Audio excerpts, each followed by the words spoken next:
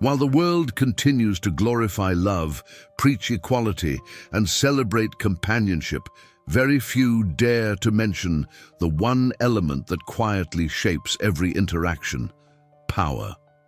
We've dressed relationships in the language of harmony and respect, but beneath the surface, something far older and more primal operates, a current that rarely gets acknowledged. It's not a war waged with weapons or words, but with instincts, glances, silence, and allure. And Friedrich Nietzsche, unlike many thinkers of his time and ours, didn't shy away from exploring that truth. He stripped away the romanticism and exposed what few dare to confront. Behind the softness of a woman often lies something strategic, unshakable, and rooted in the raw mechanics of nature. Nietzsche wasn't interested in fairy tales.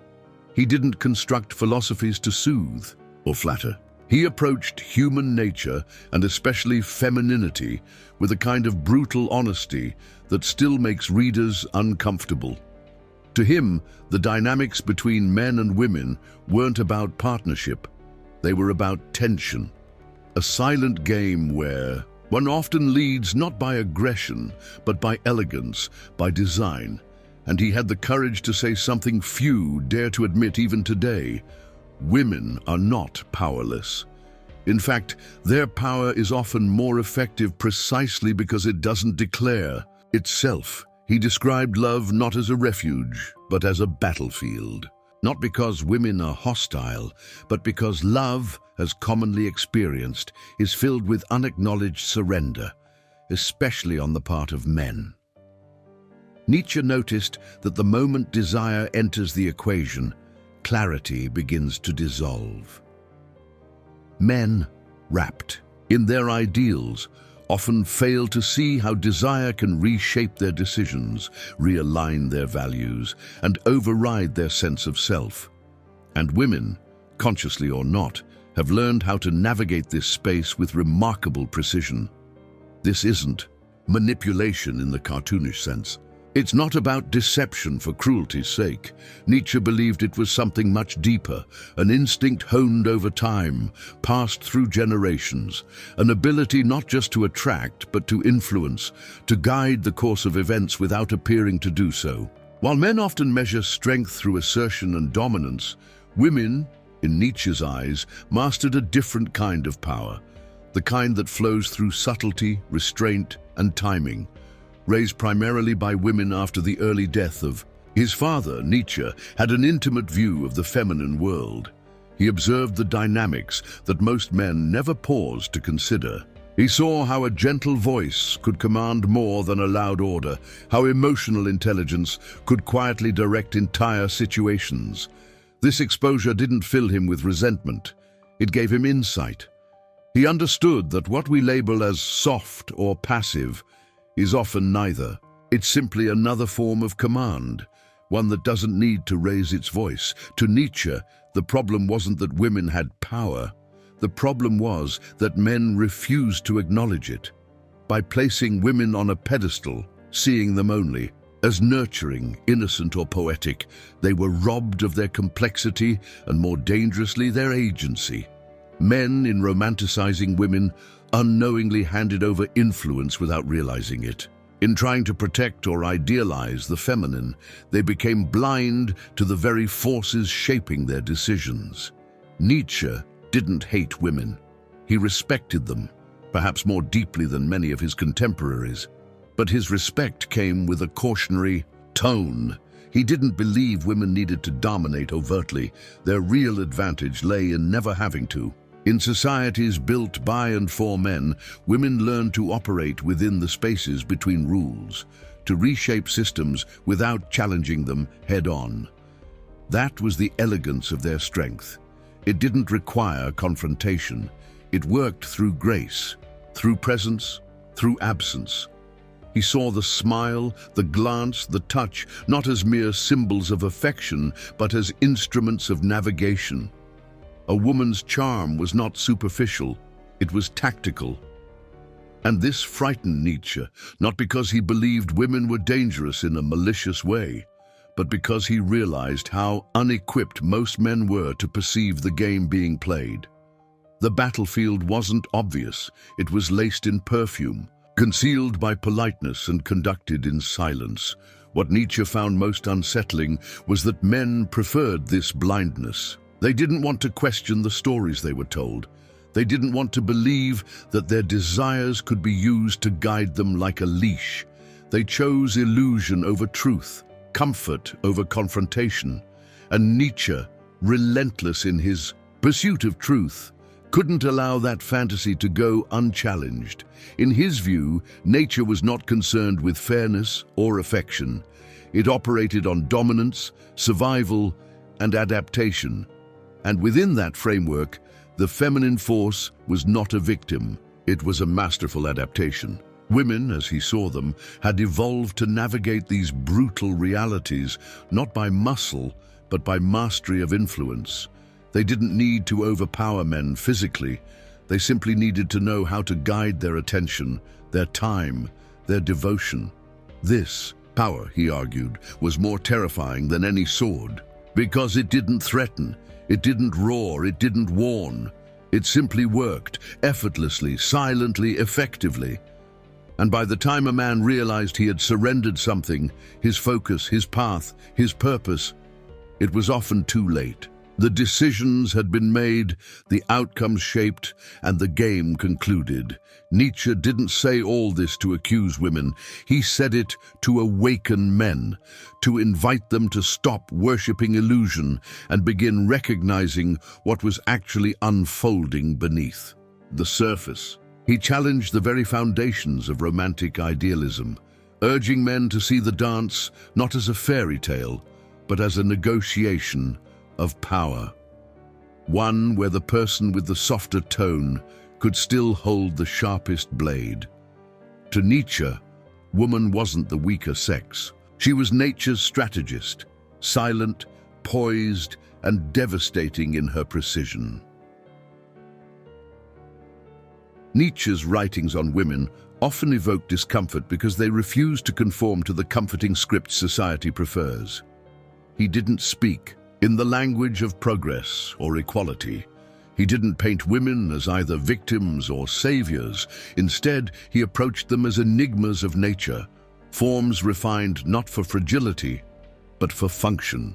He saw them not as passive participants in life, but as deeply intelligent forces of adaptation.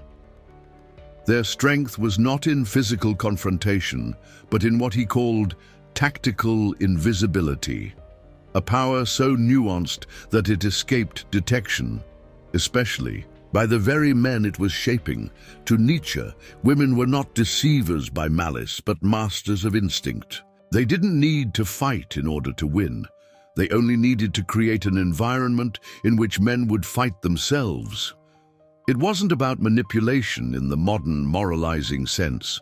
It was nature's playbook, refined through centuries of imbalance, survival, and observation.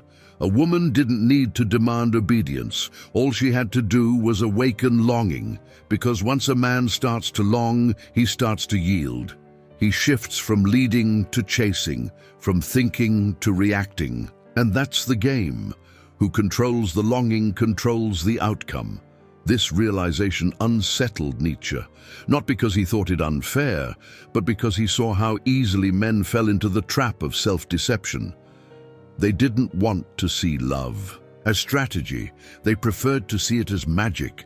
They wanted to believe they were the hunters, never realizing they were being lured all along, not through force, but through suggestion.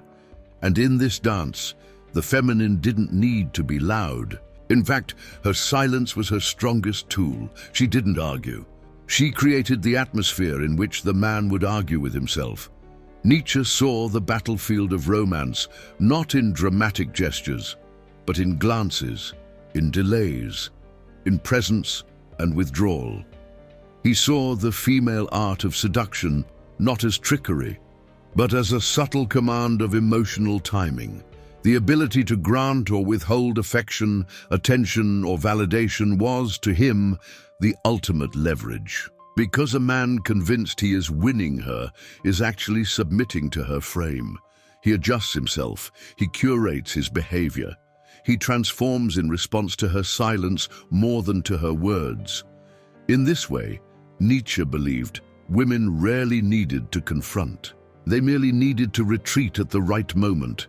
That absence created the vacuum, and in that vacuum, desire grew, doubt grew. Men began chasing not just the woman, but a version of themselves that would feel worthy of her return. In that loop, Nietzsche saw a terrifying elegance. Not domination through force, but through internal disruption. This wasn't cynicism, it was clarity. Nietzsche wasn't accusing women of wrongdoing.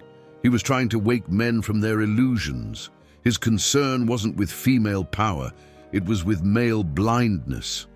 The way men idealized women, romanticized them, wrapped them in purity and sweetness, then fell to pieces when the reality didn't match the fantasy. He believed men were desperate to be deceived, not because they were weak, but because the truth felt too unstable to bear. The myth of the angelic woman, the nurturing muse, the flawless partner, that myth gave men something to believe in. But Nietzsche, relentless in his search for truth, had no tolerance for myths. He argued that by placing women on pedestals, men weren't empowering them. They were blinding themselves. They weren't elevating women. They were giving away their own sense of agency. They weren't seeing the woman. They were seeing their own need for salvation. And in that projection, they lost the ability to see what was truly in front of them. Nietzsche's respect for women wasn't born of politeness. It came from fear, not fear of violence or rebellion, but of precision. He saw women as closer to nature's unfiltered current, more instinctual, more aligned with survival than with abstract ideals. Men, he believed, had drifted from that current. They were lost in philosophies, systems, ideals. They sought meaning in theories, while women moved through reality like water. Adaptable, intuitive, and unshaken, men built fortresses of logic. Women read the terrain. Men constructed codes of morality. Women responded to what was. This wasn't about superiority. It was about difference. Nietzsche believed the feminine force didn't need to justify itself with metaphysics or rhetoric. It acted, adjusted, endured. It wasn't celebrated, but it didn't need to be. It was effective.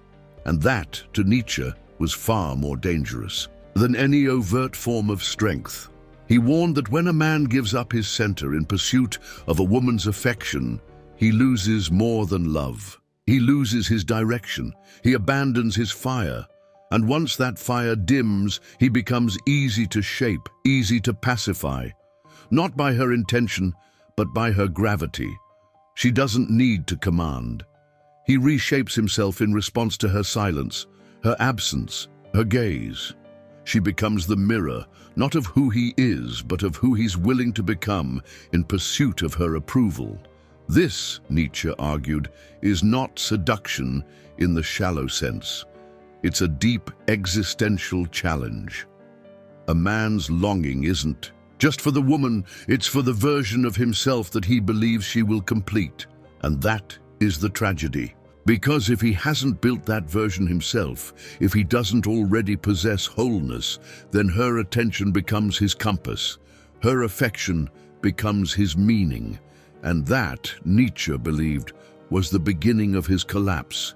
He saw love not as liberation, but as leverage. Not because women were manipulative by choice, but because they had learned how to survive in a world where direct power wasn't always granted. They developed other tools, more subtle, more psychological, more internal, and those tools, Nietzsche insisted, were often more dangerous than anything men had to offer. The power of the feminine then was not in making men suffer, it was in making them forget their strength. And by the time they remembered, it was often too late.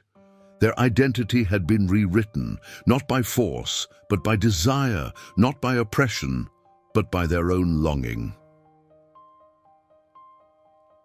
Nietzsche did not view the relationship between man and woman as a tranquil partnership, nor as a romantic ideal to be pursued with naive hope. To him, it was never neutral. It was never about balance or harmony. It was a trial, a tension-filled encounter shaped by attraction and resistance, dominance and withdrawal. And in this trial, it was not equality that defined the dynamic, but asymmetry. Men assumed they were the initiators, the pursuers, the leaders. But Nietzsche saw something more ancient at work. The woman was the one who set the rhythm, the one who dictated the unseen rules of engagement. She did not do this by force. She didn't need to. Her power operated on a different level, through influence, not assertion, through inspiration, not instruction. This was the battlefield Nietzsche was trying to reveal, not with weapons, but with presence. The battlefield where a single glance could be more decisive than 1,000 declarations. The kind where a smile could disarm, a pause could create tension, and silence could dominate the air more than words ever could. In Nietzsche's mind, this was not manipulation. It was an ancient art, an instinctual dance passed down through generations.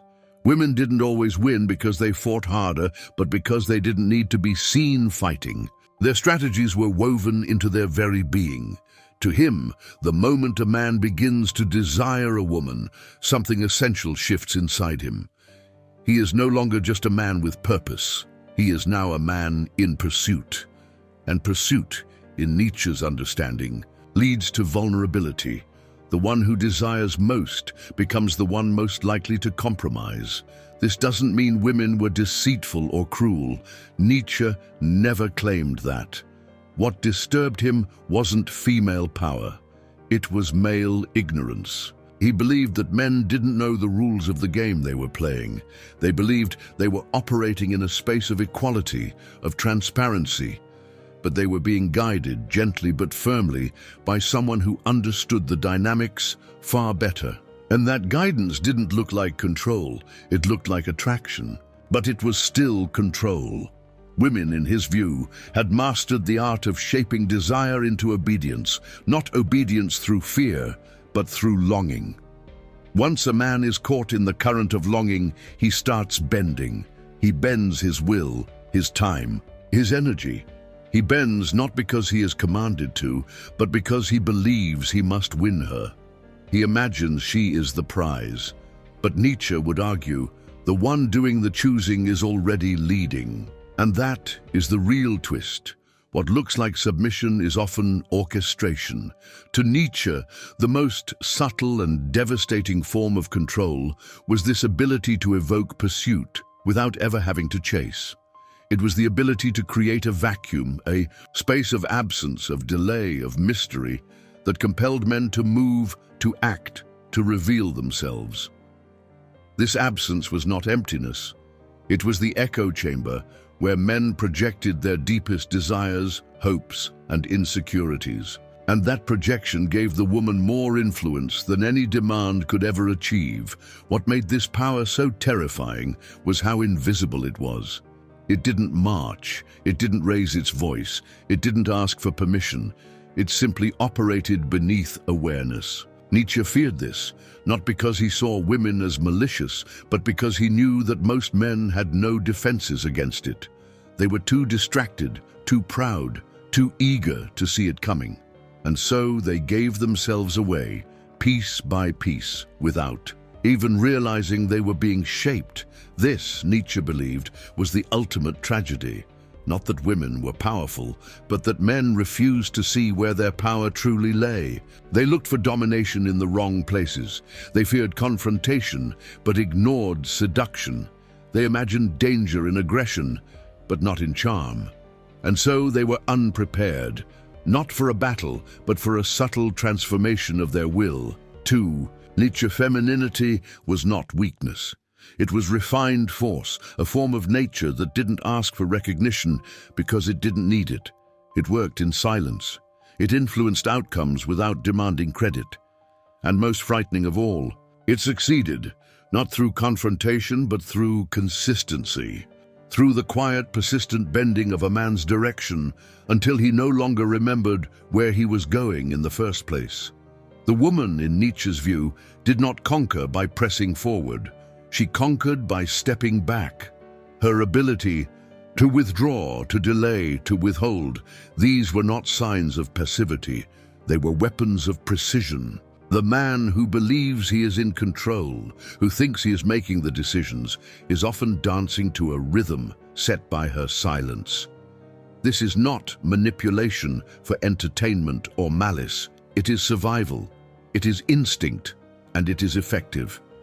He believed that when men fall in love, they often stop asking the essential question, "Am I still myself?" They confuse surrender with connection. They confuse sacrifice with virtue. They think that giving everything is noble. But Nietzsche saw it differently. He believed that when a man hands over his core, his fire, his clarity, all in the name of romance, he is not elevating love. He is diluting himself. And in doing so, he hands over power, not just to her, but to the dynamic itself. He loses his center. He trades sovereignty for approval, and approval, once it becomes the goal, leads to compromise after compromise. This is not because women are evil. It's because nature rewards what works. And what works, Nietzsche insisted, is not always what is fair or kind or obvious. He didn't see this as a call for men to dominate, to rebel, or to resist women. That would be misunderstanding him entirely. Nietzsche called for awareness, for confrontation, not with women, but with the illusions men build around them. He believed the man who wishes to rise must pass through this trial. He must see the woman not just as comfort, but as a mirror, one that reflects back his own strength or his lack of it. This is the crucible.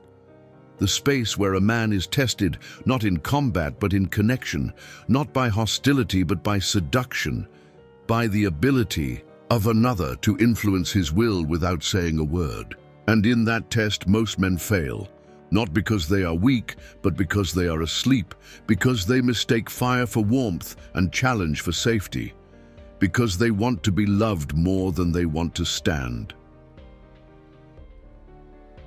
Nietzsche's insights into the feminine were never grounded in contempt. He did not reject the female. He revered her role in nature's design. But his reverence was not romantic. It was philosophical, primal, even fearful. Because to Nietzsche, the woman was not simply a companion or a nurturer. She was nature's final trial, the test that revealed whether a man was truly whole or still hiding from himself behind the illusions of control and sentiment. This test was not loud. It was not direct. It did not come in the form of confrontation or threat.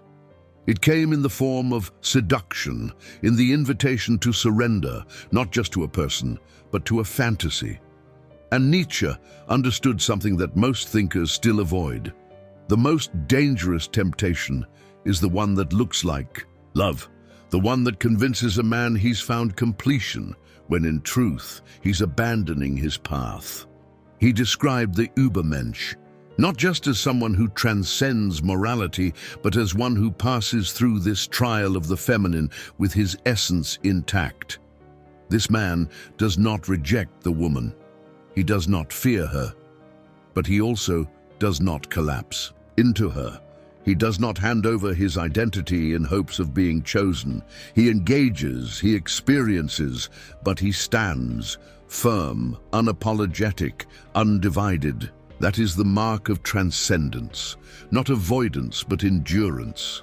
Nietzsche believed that modern society, in its obsession with equality and comfort, was dismantling the very foundation of this trial. By trying to make everything equal, it erased difference. It made men and women interchangeable in function, in value, in purpose, but in doing so, it also stripped the feminine of its distinct power. It demanded sameness, not strength. And that, to Nietzsche was a betrayal of nature's design. He did not celebrate the push for women's emancipation, not because he believed women were inferior, but because he believed the movement misunderstood what made women truly formidable. The moment women began mimicking the structures of male power, adopting male roles, male behaviors, male ambitions, they weren't becoming freer. They were becoming less themselves. They were abandoning the instincts, the grace, the deeply intuitive strategies that had made them powerful without needing to resemble men. To Nietzsche, femininity was not something to discard. It was something sacred, primal, and essential. It was the invisible current running beneath human interaction.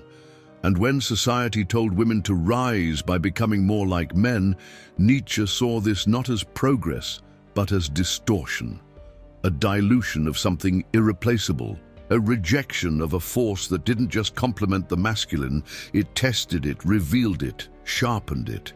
This dilution had a cost, not just to women, but to men as well. Because without the presence of the authentic feminine, men were no longer being tested.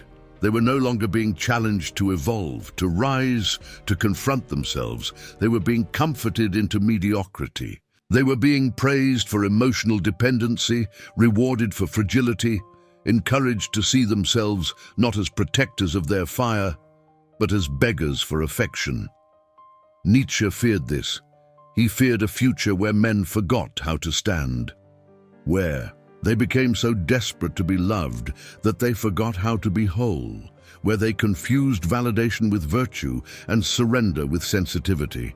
And he feared what this cultural slide would mean for human greatness. Because he believed greatness only emerged through struggle, through contrast, through tension, through fire. And the feminine, in its true form, was that fire. Not a fire that burned destructively, but a fire that tested, that revealed, that exposed what was real and what was weak. A man who passed through that fire emerged forged. He became more than himself. But a man who avoided it, who sought only comfort and compliance, was doomed to repeat the same cycles of confusion, projection, and silent collapse. The tragedy, Nietzsche insisted, was not that men were being manipulated. It was that they wanted to be. They longed for the softness that excused them from responsibility. They dreamed of the woman who would save them from themselves, from their indecision, their failure, their emptiness. And so they gave everything, not in the name of love, but in the name of escape from their own reflection. Nietzsche did not believe women were evil.